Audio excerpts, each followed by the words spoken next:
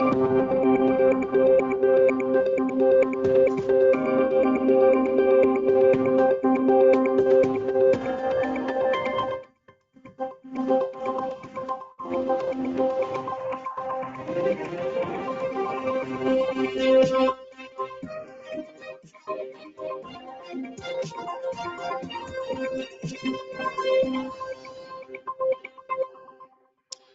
it's a warm welcome to you for Monday's usual event for our Biznews Premium subscribers.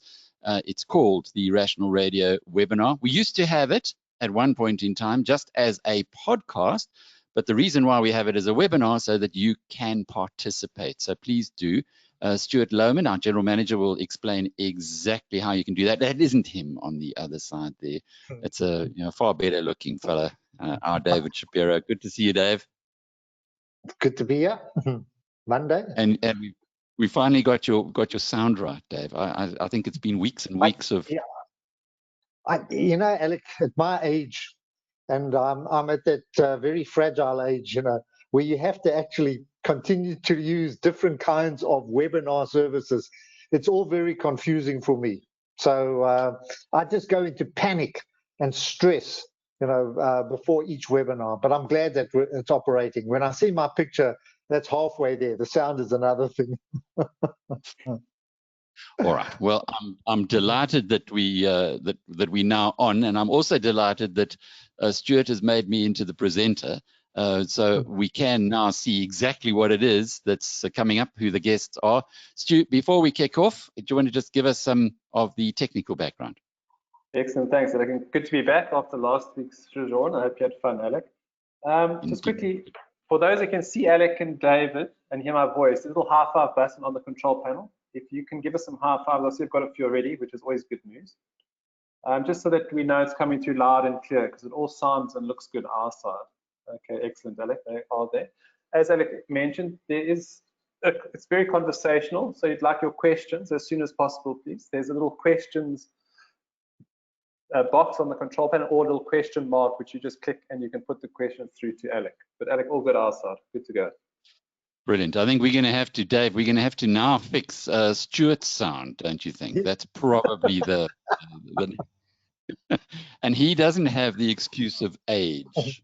No. Anyway, but good to be back. I went to Champagne Sports Resort. I don't know if you know it, if you've ever been there before. Man, it was fantastic. In this time of COVID, where it's so relentless, we all need to take a break. And I was away for a week, and I came back feeling totally rejuvenated. But sorry for dropping you last Monday. I won't do that again. So it's been 2 weeks since we've been able to catch up, Dave. We've got a good show today. We're going to talk about Phumelela. There's a battle royal going on there between. Have you been watching? I just see the Oppenheimer's name popping up all the time. So it's out of interest that I've been watching. I don't know where it is at the moment, but I'm eager to hear. And also, I suppose it's the future of horse racing in South Africa, which one wants to see survive, not because of the betting side, just that it's such an honourable sport, or such a good sport, and especially with the Oppenheimers having been associated with for so many years. I just interested to see where it goes to from here. I had an interview with Rian du Plessis. You'll remember him from Comparex, and before that he was RMB, a very well-known member of the South African business community. He was pulled into Phumelela 12 years ago. He ran it for 10 years. He left there, it was making 155 million rand a year in profit, and now it's bust. And he's got more, well, he had 50 million in the rights issue that he put in there. So all the money he made from Comparex, he seems to have put into Phumelela, and of course it was almost liquidated. So he's pretty upset. He reckons that the Brits who coming in and made an offer are a better option. But we're going to hear from Patrick Duff a little later, who's advisor and facilitator of the transaction to the Oppenheimers, exactly why the Oppenheimer offer is better, and they're voting tomorrow. So the whole future of horse racing is on the line. The other story that we're tackling today is again controversial, and I remember you and I on the radio some years ago thinking that Hulamin was a good value investment. Yeah. And my goodness, in the opposite, hasn't it? So we'll be talking to Volker Schütte in a little while about exactly that. He's a shareholder, a shareholder in the company who's seen the value of his stock, well, shareholders have dropped by 90% in the last 10 years. And a little bit like Tongaat Hewlett, it seems like the executives need to be. Alec, it's a fascinating story because I've been watching it very carefully. I mean, it was a sound and superb operation. I suppose the question we have to ask is whether it should have been there. You know, whether South Africa is a natural aluminium operator. We only started the Bayside, Hillside, and Mosel refineries only because electricity was so cheap. You know, we don't mine bauxite or aluminium. I don't know much about what goes into it, but I've always watched it and been fascinated. And it was a wonderful business, very well run. But I mean, it's under R1 billion. You know, today I think it's operating at about maybe 500 or 600 million rand is the market cap, which is very strange. Half it. Yeah. Half that, David. 338. Is it 338 at the moment? Sure. 338 market cap, and it was well, they've lost 2.5 billion rand, but we'll talk about that in some detail later on. And then we revisiting the Kisby Fund. We'll have Sean Emery, who's the CEO of it, and the chairman Mark Barnes, who's always great value. They'll be with us at about 1:45. So lots coming up in the program. From where you are sitting, David, I've got to ask you the big question about gold. I wrote a little while ago that I'd missed out on my pal from Escort when he became CEO of the biggest gold mining company in the world, Mark Bristow, when he was appointed by Peter Monk, who tried to get Bobby Godsell to do that job some years ago as the head of Barrick. Mark is there. I should have bought the shares. Not least, like if you went off and became CEO of something, I'd buy it just as a matter of support. I didn't, but I have now gone and bought some Barrick shares in my own account to see whether Mark can continue delivering. Do you think I've made a mistake? No. And I think if you listen to the talk at Jackson Hole, the virtual talk at the Jackson Hole Symposium, which is a once-a-year meeting of all the central bank geeks. And I mean, they really are geeks because they talk the kind of language that you don't understand unless you understand central bank economics. But I think you can summarize it in one kind of sentence. Interest rates are going to remain low globally for a long, long time. There are fears about inflation simply because the rates are going to remain low, and the US Fed has come and said if it goes beyond the 2%, which is our target, we're not going to immediately put up rates. They're going to allow it to settle down. So it looks like we're there for a long time, and that's done is that's weakening the dollar. It's pushing up commodity prices, and gold is back to 1970 and looks like it will continue together with equity markets. So we're going into something that we've never really faced before. Extended low interest rates, strong equity markets, strong commodity markets, simply because of the weaker dollar. At this stage, there's no incentive to actually buy the dollar as long as rates are where they are. So I think you're going to, you're still going to see gold picking up. And gold, and listen, Mark's a great miner. You know what I mean?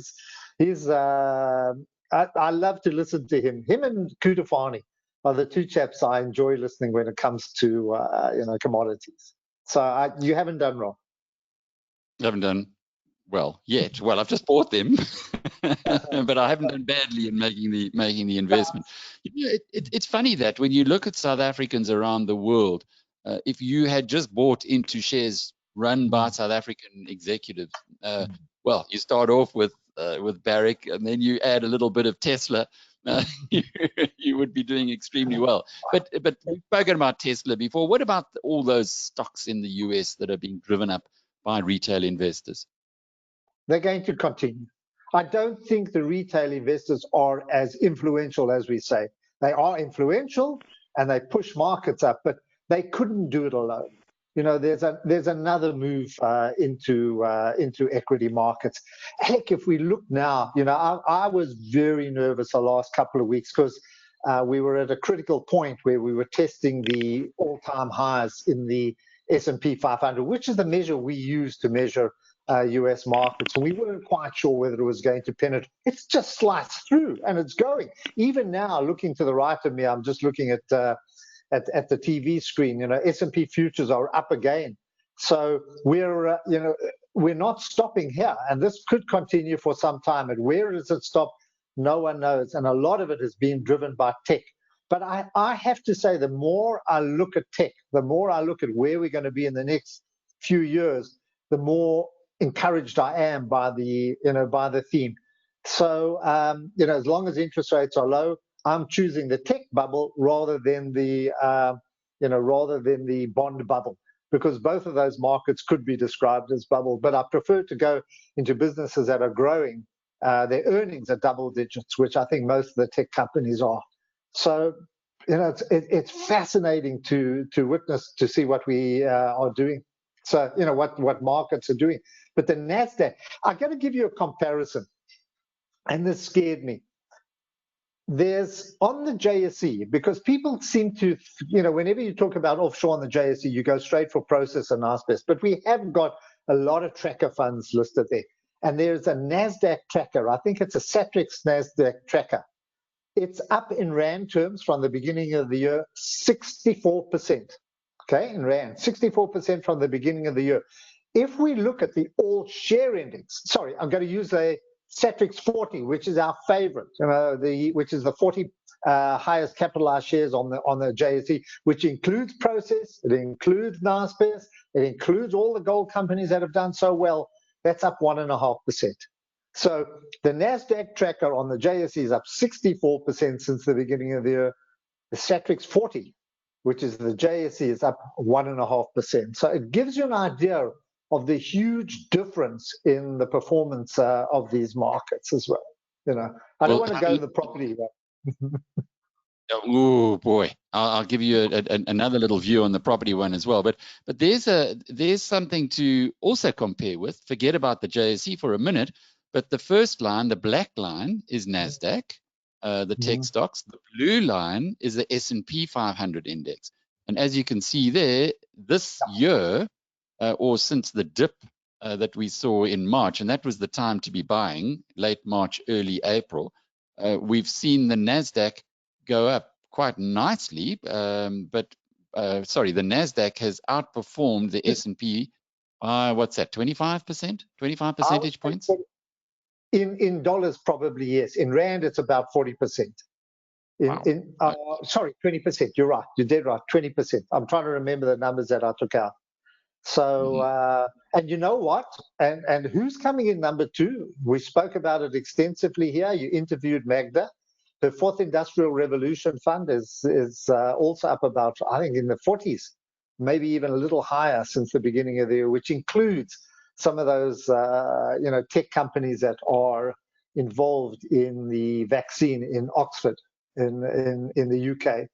So there's some big winners on the JSE, absolute winners, that you could have got without having to take your money, go into an asset swap, etc. So credit to the ETFs, to both Signia and to Satrix for providing these for local investors. Signia has actually been a very interesting story, given what Magda has done there, David. Is it a stock that you would be adding to your portfolio? I see there in the Sunday Times every week they have a group of guys who give their views on what they should be buying. I mean, I really don't think that they should be sticking their necks out in the way that they are, because a lot of those guys, you can see they haven't done a heck of a lot of research beyond just looking at the momentum. But there was one this last week who suggested that he'd be buying 91. But if you have a look at that graph of Signia, it's quite impressive, isn't it? It's a stock that's gone from there. It was around 770 in May this year, and it's now sitting at virtually double that.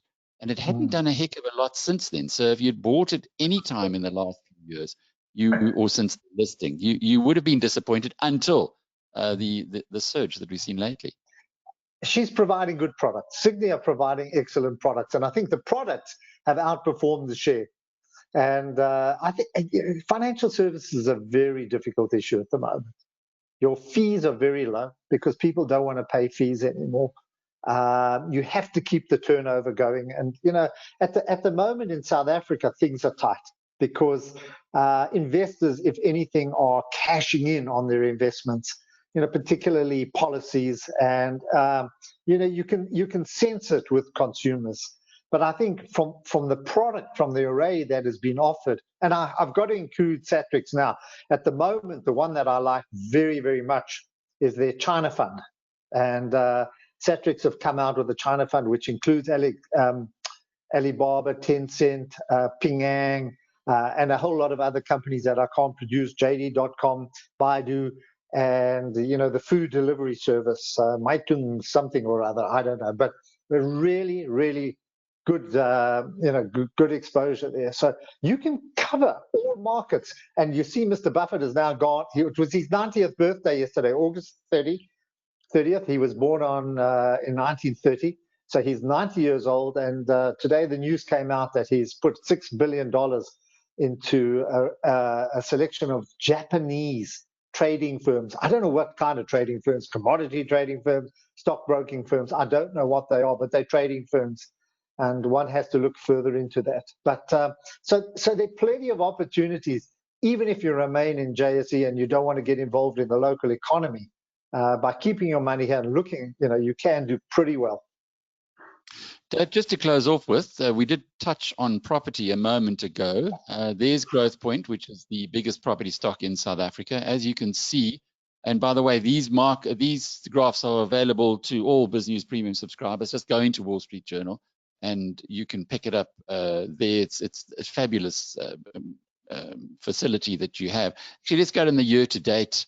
And there you can see, started off the year at 22 Rand 40, sitting now at 12 Rand 66, which is not far from the low point of 10, 11 Rand. People buying today, David, why would they be buying this given the dramatic changes that we've seen that are being implemented around the world on the way people are going to be not going into offices to the degree they used to? You're absolutely right. I think it's not only that. It's also what what COVID has done to a lot of their tenants, particularly in the retail space. So it's not only offices, it's the retail space as well. So the Satrix, I was looking at the property index, it's down about 50%. But their companies like Vukile, which is retail, have been, I think they must be 70% down on the year. I think in August alone, they were down about 20%. So it's a sector that has been hurt really dramatically. Alec, the other thing that we tend to, where you also must measure is that you must look at what you call the capitalization rate. In other words, the cap rate that you can get on, the return that you can get on property trusts and that. And if you can go into RSA stock, in other words, safe, sovereign stock, RSA, and you can earn maybe in the 20-year, you can earn over 11, and in the 10-year, you can earn 9. It means that's going to be the measure on which you're going to judge property trusts and that. So they've got to come down without getting too complicated. If interest rates go up, your capital value goes down because you've got to match those rates. And at the moment, it's very, very difficult to match those kind of rates, which is putting pressure on the whole segment. So it's you have to look at the long rates to also get a view of where to pitch property trusts. But it's been a segment that has been absolutely destroyed over the last 2 years, as things have changed economically, globally, and it's in South Africa. Don't try to catch a falling knife, or in the case of South African property stocks, don't attempt to catch a piano that's been thrown off the top of a high-rise building. Dave, okay, let's get on to our next conversation today, and that is a very warm welcome to Volker Schütte. Volker, if you could switch on your there we go, video. It's called a video, and it's called a microphone. Okay. Volker, very good to have you on the program. If you, we're going to be talking to you about what you said at the Hulamin AGM. But before we go there, just by way of background, a little bit of background on yourself. You came from Germany to South Africa, about 30 odd years ago. What exactly do you know about the aluminium industry, given that the aluminium sector is where Hulamin operates? All right. Yes, I came into South Africa in 1983. Can you hear me well? And in 1985, I started a company that is trading in aluminium products, semi-finished products in aluminium. And since then, I've been in the industry since 1985. I also run a company doing the same in Germany, the same. So I'm quite globally set up in the aluminium industry, but very much at home in South Africa. Okay, I don't know what's happened. When we tested your audio, it was perfect, and now suddenly we've got feedback. It sounds like you got somebody else in the office who's listening in. Okay, yeah, okay. Let's see. Yeah, I got not a perfect line. Good. All right, I hope it's not better. So since 85, I'm in the industry in South Africa, in Shanghai, in Singapore, Panama, Germany, and I know the aluminium industry, let's say, pretty well, being for such a long time in this business. And I certainly know Hulamin also very well. I visited their plant in 1987, I believe, the first time. I know Hulamin as a customer. I know them as a supplier in South Africa as well as internationally, and I also know them as a competitor. So I know them from various angles, basically. And yeah, I'm also a shareholder in Hulamin today. How long have you been I should be a happy about shareholder it. Not so long. Not so long, because let's say I saw some good potential in the company. Let's say when I was at 2 Rand and so on a year ago and earlier, I saw a good potential, but maybe I was not 100% correct. But now it's at 1 Rand, so I already lost kind of a fair amount of money since then. But well, that doesn't mean to me that I give up. Maybe if you allow me, Alec, to just take one step back, because that's one thing that is important to me to say is, you know, in South Africa, the public, the media, and certainly the business community looks super critical at government's companies like the Escoms, the Denel, the Transnets. And we are all, for good reasons, super critical of these entities. But at the same time, you see quite a few companies in South Africa on the stock exchange, which are, I would say, as badly run as the Denels or the Transnets or even as the Escoms. Companies that basically have destroyed nearly all of the capital of their shareholders. So I just mentioned Nampak, PPC, Tonga Tulips as a prime example, and certainly Hulamin. Hulamin has lost a dramatic amount of money over the last few years, and I think it is not better run than, let's say, an Eskom or a Denel. They will also, like Denel has to go to their shareholder, government, and ask for money, and I think Hulamin, sooner or later, will have to do the same, go to their shareholders and say, we need more money to plug the holes. Well, before we get into that, as you can see on the screen, we've got the graph of Hulamin, which is what we call a negative 10-bagger. Not too many of those make shareholders interested. You bought in not at 10 Rand a share, but at 2 Rand a share, and you've only halved your money. Other people who've been long-term shareholders have only got 10% of what they put in 10 years ago. And you brought this up at the AGM, and which I presume it was it would have been a virtual AGM, but I want to just play part of what you had to say. See, the problem is nowadays with virtual AGMs and things, you are on the record, but it's really good for us to just listen to this again and get an insight into exactly what the issues are. And then I'm going to ask you if you could give us more thoughts on it. So here we go. Yeah, pretty much 90% in Rand terms of the value have been lost during your terms, during your 10 years at the helm. And in dollar terms, I think it's even worse. From a shareholder's point of view, in these 10 years, approximately 2.5 billion rands have been destroyed, been lost. Hulamin had together in these 10 years losses of 1.77 billion rand. We spoke earlier about tax points and the receiver revenue. I think even the receiver revenue made no money on Hulamin, as they had to pay back 431 million rand in taxes in these 10 years. So from a shareholder point of view, I must say these were highly disappointing years, the last 10 years with you as CEO. Now, can I ask you, Richard, to maybe outline to us a bit of what are your plans for the next few months? I'm not talking about the next few years, but the next few months to get out of this crisis at Hulamin. What is your marketing and sales drive overseas and locally? If you could share your kind of bullet points here with us, and also your time frame. I understand that you're running a cost reduction program, but I think, as I said earlier, cost reductions will not do the magic here. And Chairman, if you allow me to ask you, the board, under your guidance, how much time will you give Richard and his executive team to achieve such a turnaround?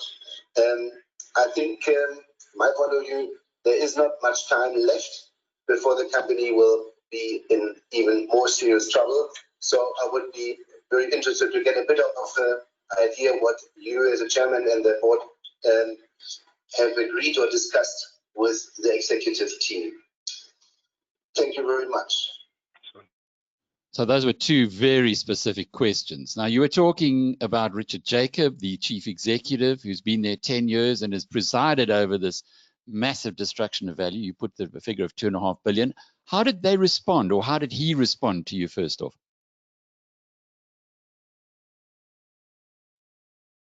Oh dear, I think we've just lost Volker. Stu, are you hearing him from your side?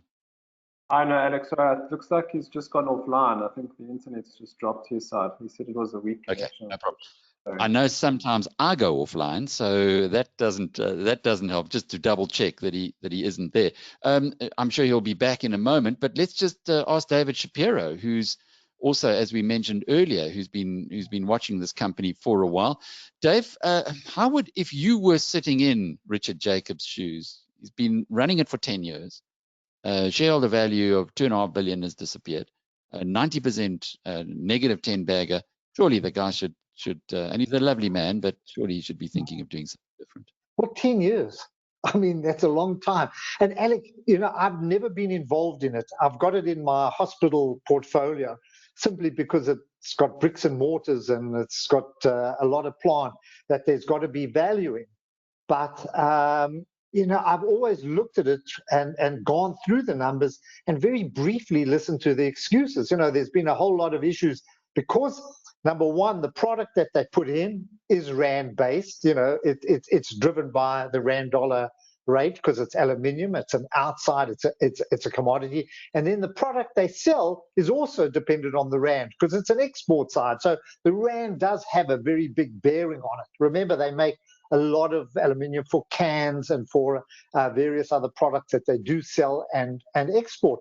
So in effect, it's a company that should be really making a lot of money or doing well.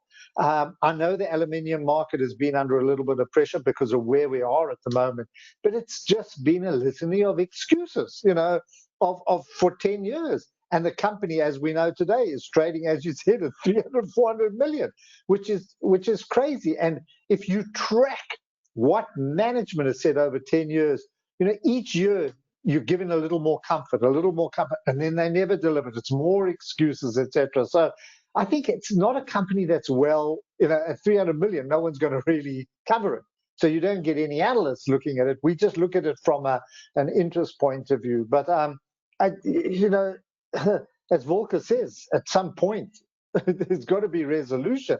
And I honestly think it's a business there. In other words, there's a underlying business that can bring a lot more value. Remember, aluminium is used in pots and pans. I'd love to ask Volker, there's a thriving industry. We've got some great brands in this. Surely some kind of deal can be done that can, bring in the local manufacturers to use this or to upgrade it. I don't know where the problem is. You put me on a spot here because it's not a company I cover extensively, but I mean, I know that there's been year after year of it. They came onto the market 40 Rand. When they were unbundled, I think it was 40 Rand they were unbundled from Tongaat at that stage. And this was going to be a great business. It's just gone one way from there. I'm back again. Can you hear me?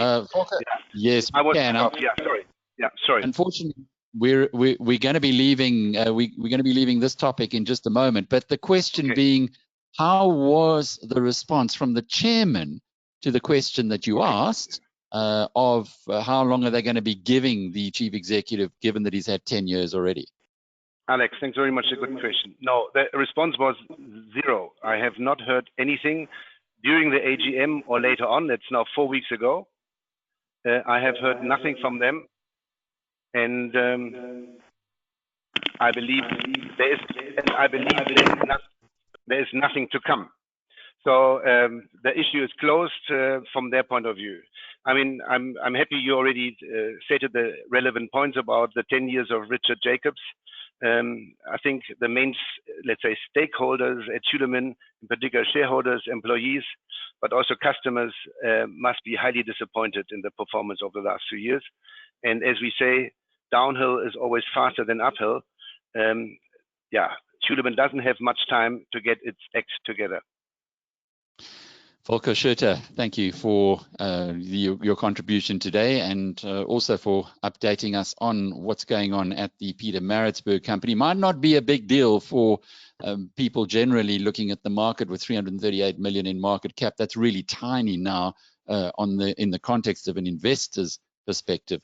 But when you think about the city of Pietermaritzburg, Hulamin is very, very important, as well as the aluminium industry in South Africa. A most disappointing performance, but nice to hear from Volker as well, and the context that he puts in there, that it's not just when you underperform in the public sector that the focus should be on you in the private sector doubly so. Well, a company that has underperformed terribly in the last couple of years is Phumelela. You can see above me. That's a picture of a horse who was a champion South African stallion. His name is Ravishing, and if you saw him in the flesh, you'd know why they called him Ravishing. Beautiful stallion, and also a champion when he was on the racetrack. But the battle for the South African horse racing industry, which is in difficult times, has been heating up. We welcome now to Patrick Duff.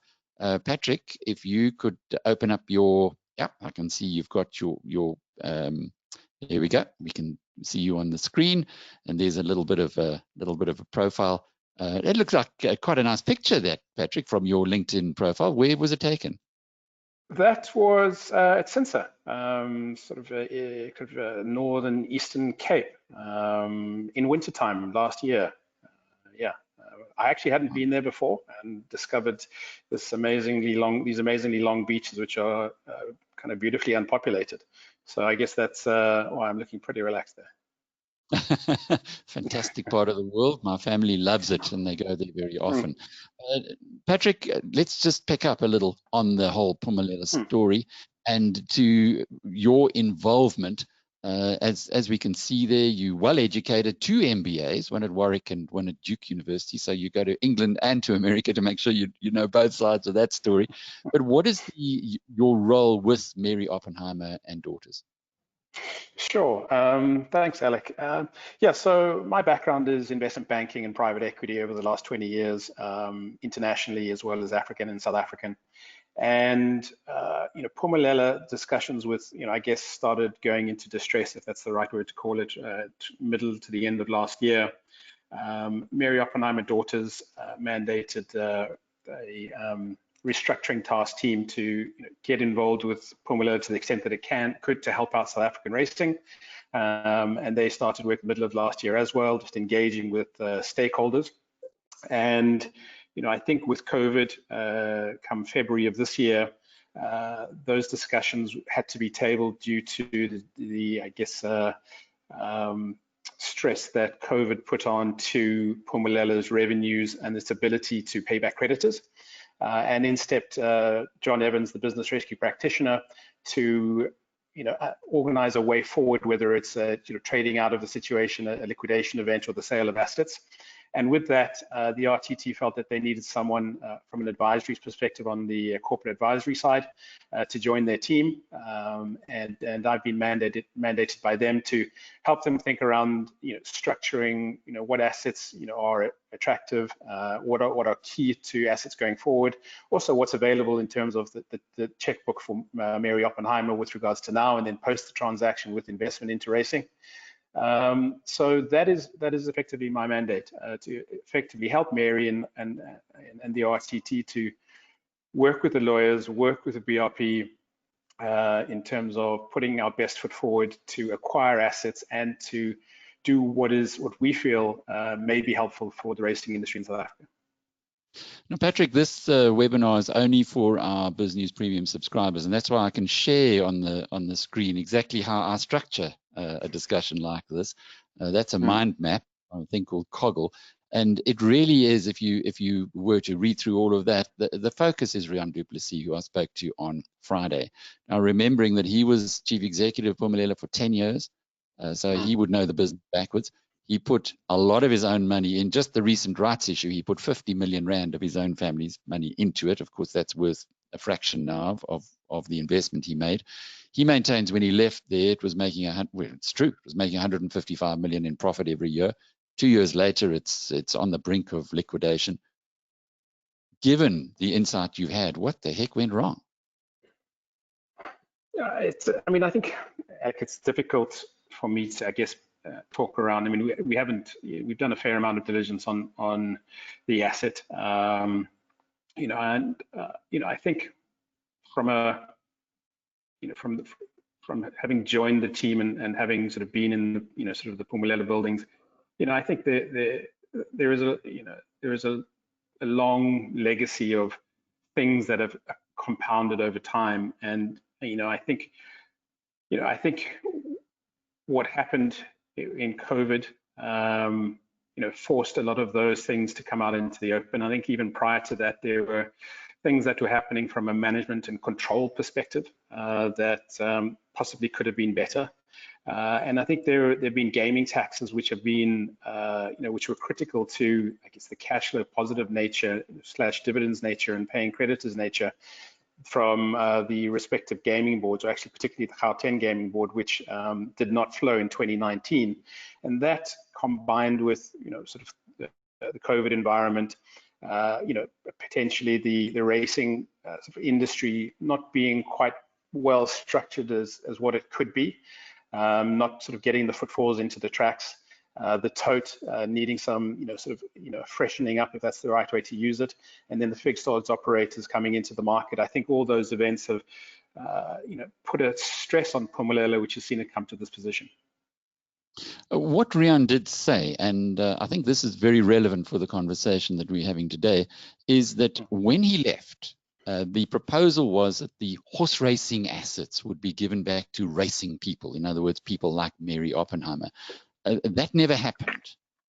Was there ever a good reason given to you for a change in strategy after the former CEO left?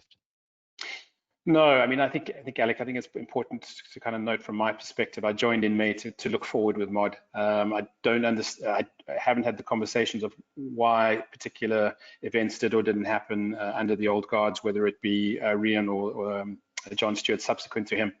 I think what's important from a perspective going forward is that Mary Oppenheimer definitely is setting up, if we're successful, or if Mod is successful, is setting up a structure whereby the racing assets have been selected that are critical to the racing industry, and that's with input from the RTT, which I know you talked to Brian Riley and Charles Savage last week, so I won't go into their credentials, but effectively the new entity that is to be set up is for the racing industry. It's from grassroots levels to to reflect, I guess, the South Africa environment, where it is from a socio-economic perspective and a demographic perspective. There's not going to be an entity that's going to be paying dividends to shareholders. And I sort of touched on it at the beginning. There's the funds from Mary Oppenheimer to acquire the assets and also to make creditors good for a minimum amount, but there is certainly upside on that. And if you'd like, we can talk around that. I think it's probably good to talk around that at the appropriate time. And then, allocate capital to invest in racing for the next, let's call it 4 years, to fix this, an industry that could do with a freshening up and, talking about the digital environment, how best to distribute the totes. I mean, the South African racing product is a really good product. There is demand for it globally, and to sort of, put together a very strong package that I guess makes South Africa proud again with regard to its racing, not again, but sort of in terms of makes it proud to distribute its racing internationally, create jobs, sort of export its product and its horses globally, to make it more relevant in this day and age. And I think that's the strong commitment from Mary. So tomorrow, creditors are going to vote. And the vote is either to continue with what Mary Oppenheimer and Daughters, in other words, the people you're representing, have put on the table, or to take or to postpone it in the light of an offer from the UK operation gambling company BetFred. Now, what's the difference between what you've put on and what BetFred's put on, just really in a nutshell? And I say this because when I asked Rian du Plessis this question as a major shareholder, he's the 4th biggest shareholder in the company, he says unquestionably he'd be going with BetFred. So I think in the media there's been, because the business plan is quite complex, I think the difference is that it's firstly around the assets that are being acquired, then there's the timing of the transaction, then there's the certainty of the transaction, and the value potential to creditors and shareholders. So let's start with the assets within the two transactions. The BetFred offer is apparently an offer to buy all the Phumelela assets, for a range of, I think, from 825 to 925, so 875 to 925, and that being based on EBITDA performance. But let's call it 875 million for all the assets. The mod offer is part of just a separate part of the whole business rescue plan, which it's important to understand that Phumelela has a basket of assets and subsidiaries, and mod is only acquiring the racing assets. We're leaving behind Interbet, Superbet, SW Security, and other assets which have value.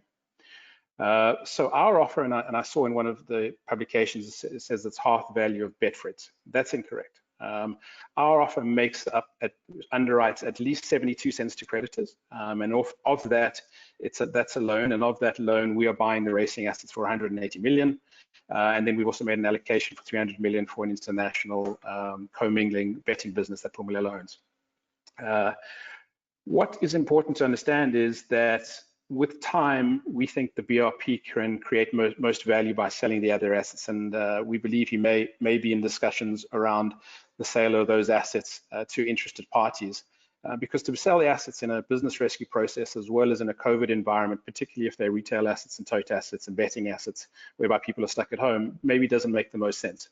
So in a nutshell, our offer is 550 that underwrites at least 72 cents to creditors, but then on top of that, BRP is mandated to sell all the other assets. And on my diligence and Mod's diligence, we think that flow of funds to creditors and shareholders could be approximately just under $1 billion, which is actually a little bit north of the BetFred offer. So that's the first thing to keep in mind around comparing the two offers around valuation. So with $1 billion, or let's call it 900 to $1 billion, the current creditor, let's call it tally, is sitting around about 750 million.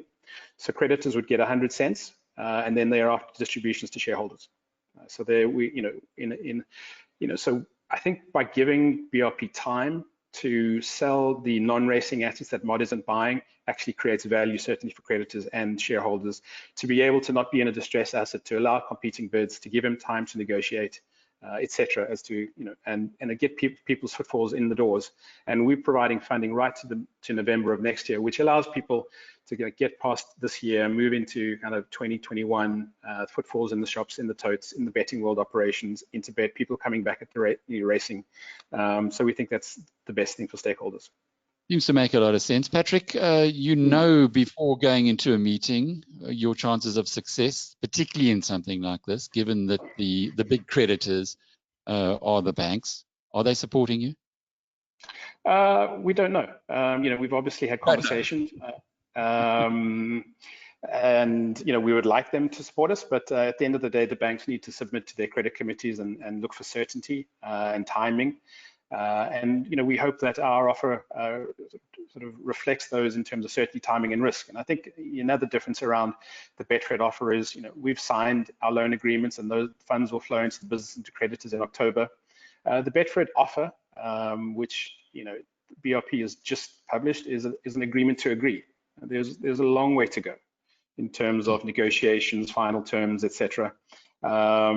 Adjournment, new plans being published, creditors then needing to vote again, of which MOD is a significant creditor at that stage. So I think this would only come back to creditors around possibly the 3rd or 4th week in October for more discussions. So I think the banks may look at that. So we're hopeful that our rationale with regard to timing, 100 cents on the rand to banks, makes sense to the credit committees. First prize is that the creditors tomorrow support you, and then you can get cracking, and then let the business rescue practitioner sell off whatever assets need to be sold in a reasonable rather than a fire sale.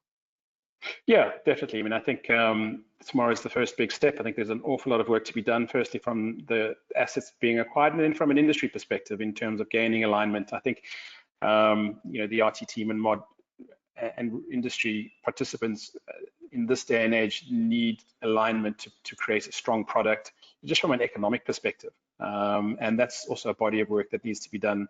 And it's probably more important than actually just looking at the assets. I mean, I think industry alignment first, and then kind of looking at the assets to see, the improvements from an operational perspective. Well, we'll be watching, as will be many people in South Africa, because there are hundreds of thousands, in fact, of jobs that are involved here on the line. Thank you, Patrick Duff, for your contribution today. We'll be watching what happens tomorrow with the creditors. We're closing off today's show with Sean Emery, who's the Chief Executive of the Kisby Fund, and Mark Barnes. Mark is the Chairman of the Kisby Fund. Nice to have both of you here today. Mark, let's just try and bring you in as well. Sean, I think you're going to need to, yep, you've got your camera on. Mark, there we go. Hey, nice to see you, Mark. He's not upside down. Great. That's a really naughty thing to say, Sean. In fact, Mark, but we don't have your sound on, so we need to unmute you. There we go. Hang on. I think you're at, if you can just unmute the sound, perhaps. There we go. Okay, Mark, we should hear you now. Hi, and thank you for your continued interest. For those of you who were on last time I was on, I need to point out I'm standing on my head so that I'm at least upright for your viewers. And I can only do so for about 10 minutes before my arms cave in. So let me know. If I'm upside down now, I can sit down and be the right way, right? Anyway, hello, Alec. Thank you for your continuing interest. From a cold and windy and delicious Komiki, good morning, afternoon. Komiki, Komiki Hotel, best calamari in the country, I believe. Certainly, that's the view. Mark, good to have you. And Sean, last time we spoke, it feels like just the other day, but of course it's some weeks ago now. You were excited about the Kisby Fund and the interest that was being generated. Sean, just from your perspective, have you got any money committed yet? Well, we haven't got anybody who's put their money in the bank account yet, Alec. Now, this process has taken slightly longer in terms of that than we had anticipated, but actually everything is going according to a really well-established industry timetable.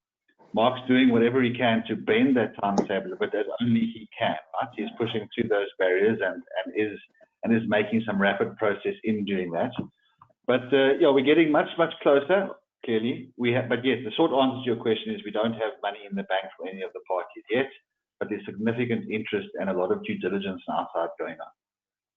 Mark, for people who are hearing about Kisby for the very first time, and in fact, I bumped into someone in the Drakensberg, of all places, who said, wow, she's just mad, and she thinks this Kisby Fund is such a great idea to start getting South Africa working again. Very briefly, could you explain what the intention is? Yeah, thank you. That fresh Drakensberg air always brings the best out in people. Yeah, I think, you know, the discussion has become more and more refined as we've engaged. I mean, we've had 11 presentations to institutions and DFIs and funds of funds and asset managers and the like up to now. And really, it's distilled down to this: we are looking to put money to work in, if you like, the M of SMEs. So slightly bigger, more established SMEs who don't have access to formal capital at the right price or in the right mix. These are operators that are already in business in the real economy. That is to say, they are not financial organizations. They're not, they're not established, listed on stock markets and things of that nature in the established formal economy, but they're real businesses and they employ real people. And so our focus has drilled down to saying we want to get South Africa, the real South Africa, back to work.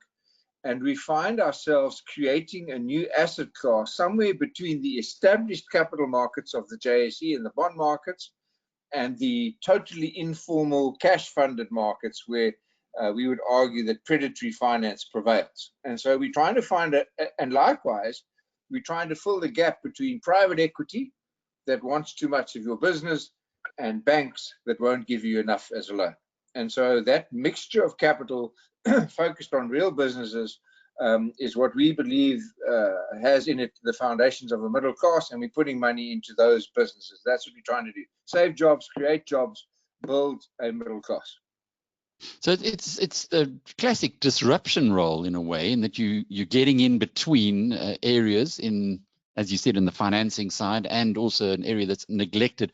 Sean, you're a disruptor, and you've been in fintech and in that area for a while. Are you seeing a market in the gap? Because when we first spoke, I think we all got terribly excited about the Kisby Fund. But are you seeing now that after those 11 meetings that Mark's referred to, that you've done enough pitches in your life? Are you seeing people actually wanting to support you? It's very interesting, Alec. There's undeniably the willingness and the want to support. People clearly understand what it is we're doing, and they see the massive need for it. The problem is these are people that are stuck in institutions who've been given 5-year mandates to manage a pension fund according to a formula which is the old industry. Their formula is you're an alternative income investor, invest in debt, invest in the listed equity space. Everything you invest in must have a Moody's rating, and that's your mandate to manage my money. Go off and manage my money.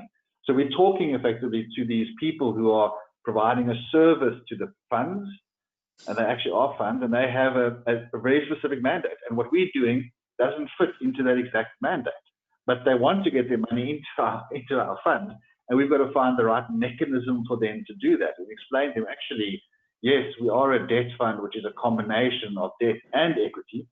The equity portion is just that we give companies the time. So our debt, we give them a debt structure, and then we have this option to convert to equity. But you have to have both these elements because SMEs really need it. And they've got two boxes. They've got a private equity box and a debt box, and never the two shall meet unless Mark can force that bridge in between the two of them. And we are forcing that bridge. So it's great in that there is excitement. We've just got to actually make this bridge work. And that's what disruptors have to do. You have to actually craft the new. Once we've crafted this, I have a feeling that there will be many, many more funds like Kisby, which will follow this exact approach of the investing in the mid-size space. Mark, when we have a look at the whole COVID-19 pandemic, it's been a little bit like a big rugby match. Lots of interest as we got up to the peak, and now that we have peaked, and now that the infections are drawing down, the interest seems to be waning in many areas. But when it comes to the economy, when it comes to what you're focusing on, it's only now starting to pick up, as it were. How do you how do you keep people interested in this when, if you like, the drama's gone out of it?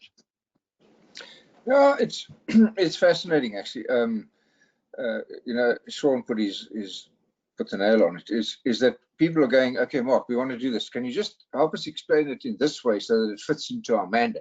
Okay, because our mandate is established markets, well-known structures, and the like. And we say we're creating a new asset class. And when you reflect in 3 to 5 years' time of how you've allocated your capital, something like 20% of this would have gone into, I'll get your question specifically in a minute, something like 20% of your money would have gone into the middle real economy. Okay, and so they go, well, yeah, but we restricted to the listed markets. So I go, okay, well, why don't you give us 10% of last year's losses that you made in the listed markets? You know, a la Steinhoff or Tongaat or REITs or wherever you like. And then they go, okay, we get your point. And then they say, well, we actually got a mandate to invest offshore. So I go, well, why don't you give me 10% of what you lost offshore last year, which in aggregate, the industry added up to 300 billion. And so we're starting to, if you like, take people along, you know, a curve of awakening into the fact that just because everyone's not doing it doesn't mean you shouldn't be doing it and that you shouldn't be, you know,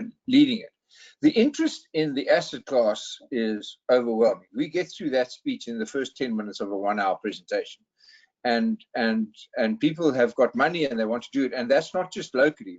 We've been speaking to things like guarantee funds internationally, and you know, also in government, our own government, the guarantee fund, which the banks have really not shown an appetite for using.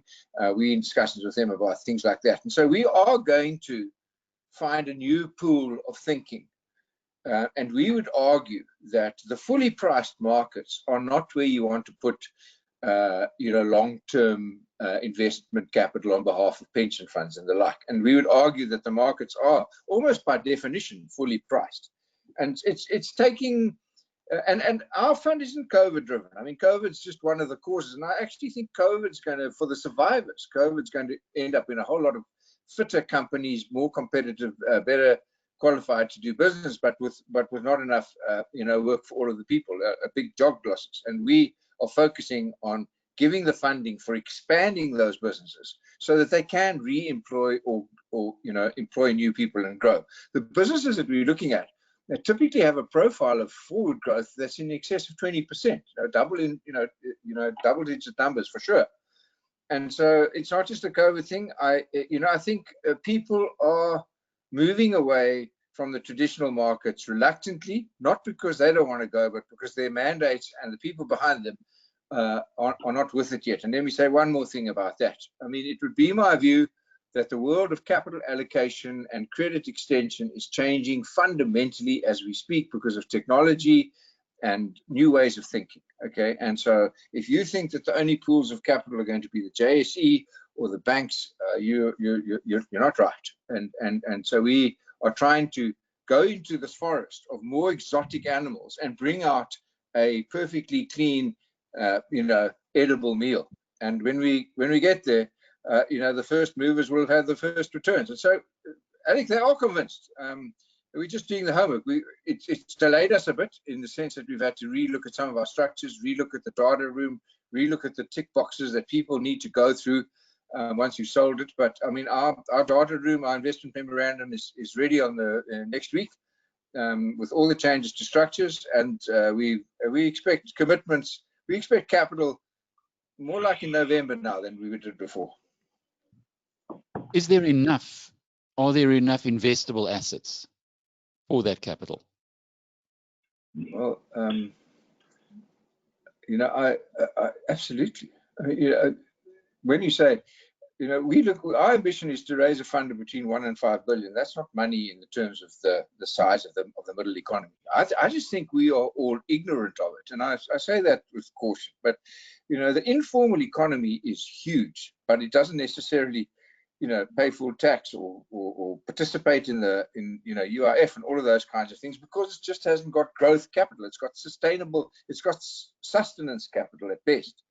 And so I would argue that the unreported turnover, if you will, what we might regard as established but yet informal businesses is huge. I mean, I don't know how big it is, but there's plenty to invest. Alec, from a numbers point of view, you're talking about 250 loans at 10 million each, right? I mean, you're going to get there in this context. So it's not when we talk about this, and David spoke about it, when he spoke about these Satrix and these J's, these trackers, and invest in Nasdaq, invest in technology, invest in this. We're talking to people and saying, fundamentally invest into a basket of the mid-sized corporates of South Africa. If we get enough base, you get 250 of those together. Each individual company's gone through Moody's rating, each one's gone through deep TransUnion rating, each one's got cash flow, each one's got a private equity evaluation. If you've got that individual one with good underfitting credentials on each asset, but you've got 250 of them, you've got this great diversity, and you actually are getting SA Inc., but not SA overpriced corporate Inc. on the exchange. You're getting SA Inc. in the mid section, right? You're getting the mid-sized real economy driving assets of South Africa. The evidence is clear. The evidence, sorry, Alec, is clear. If you look at Sandton City, there lies the evidence of running out of growth opportunities for established capital because they're building buildings. Okay. And and I would argue that they would be well advised to invest in their future clients rather than in their own edifices. Okay. And so, I mean, who's going to pay medical aid contributions in the future? Who's going to pay life insurance premiums? Who's going to pay lawyers' fees? The current growers of the middle economy. That's where we're putting our money. Middle, what do they call it in Germany? Is it the Mittelstadt? The David Shapiro? The middle sector, which has made Germany into by far the best performing economy in Europe. If we could get something similar going in this country. But Dave, do you know the status quo? Yeah. Do you think that they ready, they ripe for the plucking for the kind of work that Mark and Sean are doing with the Kisby Fund? I think we underestimate, the M, as Sean called it, in the finance side. There are some wonderful little businesses that probably don't want to go public simply because they're family run. They might not tick all the boxes.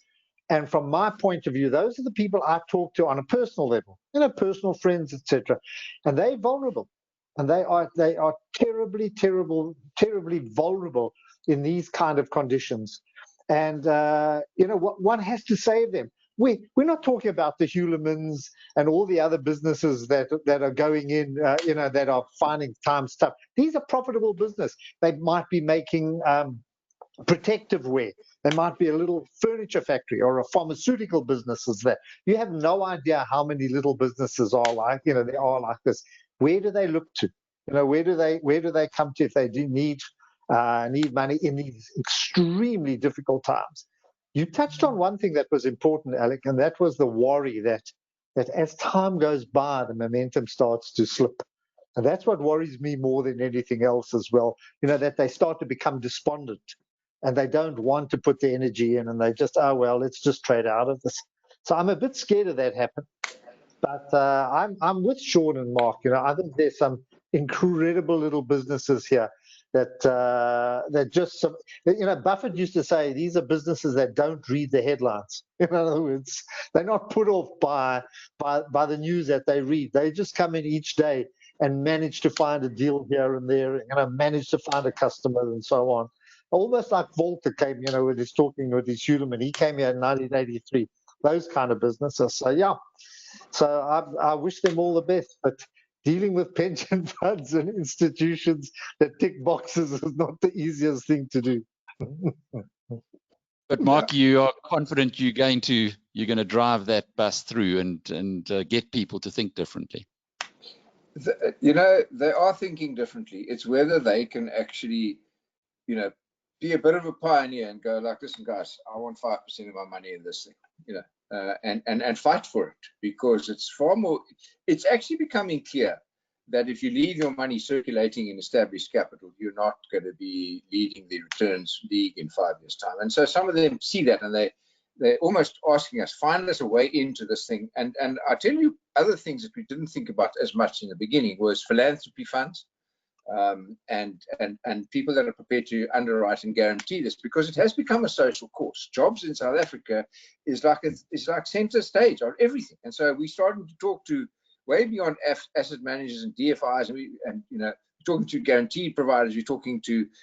We're now starting to talk to philanthropy, and philanthropy, they struggle with the fact that they don't want returns. I mean, I'm being blunt, okay, but they're like, we're not really interested in these private equity returns. We want like a 3% return on our fund, but we've got tons of capital to throw into this kind of debate. And so it's gathering all of those things into some sort of cohesive landing of money. And the last point I'd make is that, you know, presenting on a screen is not the same as presenting in a room. You can do so much in a presentation, and then you switch the screens off. Okay, and then our next feedback is another set of screens. Whereas in the old days, when you raised capital, you stood in the room, you fought it out, you engaged with one another. You said, no, let me tell you about this, let me take you there. And so some of those disconnects are not as effective on a screen as they were in real time with real people in the same office with the data bank with you and all of that stuff. And so some of that stuff is making it a little slower. Well, you are on the right side of history, though, and we saw that today in this program with Phumelela. It's a philanthropist who's coming to the party. They're Mary Oppenheimer, and perhaps the biggest difference that we didn't touch on between the bid she's put in and the bid that's been put in from abroad is that Mary Oppenheimer is guaranteeing all the jobs will stay. There's no way that someone who's looking for a maximum return on capital from a multinational is going to want to guarantee that kind of thing. So philanthropy certainly is. But Mark, just to close off with, maybe Sean, you can also chip in here. To finish off this whole thing, now November looks to be, as you said earlier, the date. A lot of these businesses have been smashed by COVID-19, and they're going to take a while to recover. Even those that are recovering are operating at perhaps half of what they did before COVID hit. Have they got the time to hang in there, or do you give them a message and say, look, we think you've got a great business. We know that you're having to dip into your pocket, but there can be an option into the future. And I guess that's really the big question. Can they hang in? Sean, do you want to start, or do you want me to?